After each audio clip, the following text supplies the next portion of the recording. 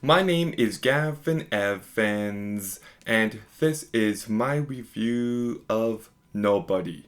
And whenever there's a new action movie nowadays, I feel like everybody just automatically compares it to John Wick, and I don't know, I don't think that's necessarily fair. But Nobody, I believe, got pretty solid reviews, and I think it is a pretty decent movie. So let's begin by talking about the cast. And I am a big fan of Bob Odenkirk. I think he did a phenomenal job in both Breaking Bad and Better Call Saul, and he's great in this movie. He becomes the action lead so incredibly well, and he's always convincing. He carries this movie perfectly, and I was really impressed. Then we've got Connie Nelson, who doesn't have too much to do, but she still does a pretty decent job. We've got RZA, who isn't in the movie much, but he still does a pretty decent job. We've got Alexia Serebrovakovich, who is menacing enough as the villain. Not iconic, not great, but good enough. We've got Christopher Lloyd, and can I just say, it's so nice to see him in a new movie, and I thought he did pretty good.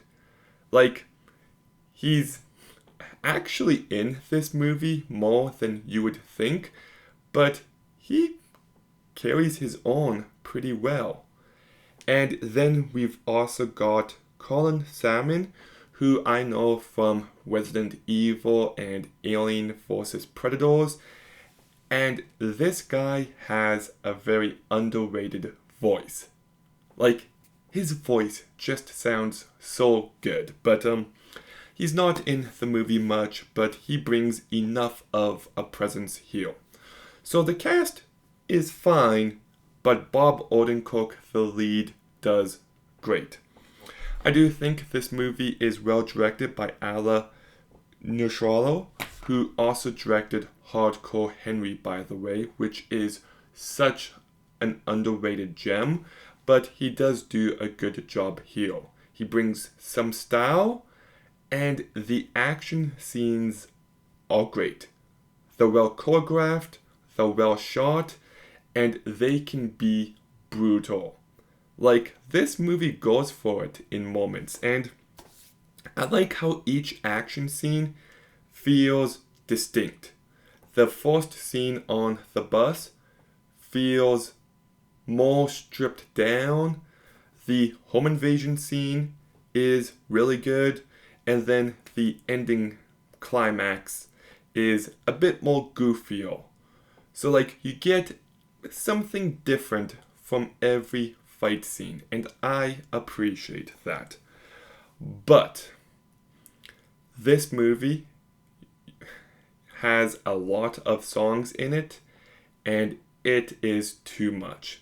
I like the use of What a Wonderful World, Please Don't Let Me Be Misunderstood, and Heartbreaker, but the rest of the songs are just too much. There's too many needle drops here, and oh, the movie's also quite funny.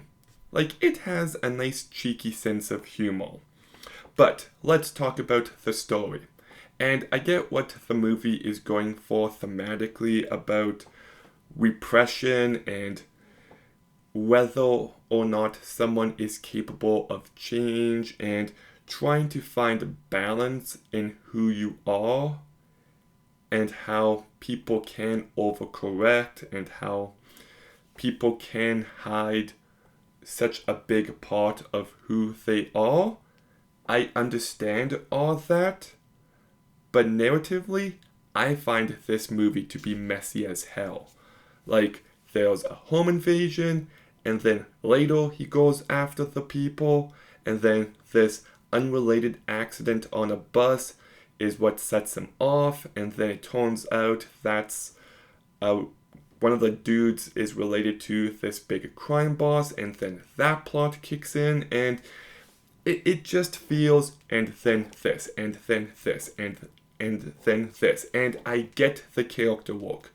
It is well written enough, but I do feel like it could have been done better.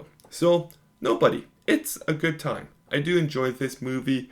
Bob Odenkirk proves himself as an action star. The movie is funny. The movie can be brutal. The movie has great action. It's a bit messy, and I don't like some of the soundtrack choices, but I would still give Nobody a 7 out of 10. I really do hope the sequel is as good, but Nobody. Have you seen it? What did you think? Let me know in the comments down below. Make sure you like, comment, subscribe. Stay tuned for more videos soon. And Gavin,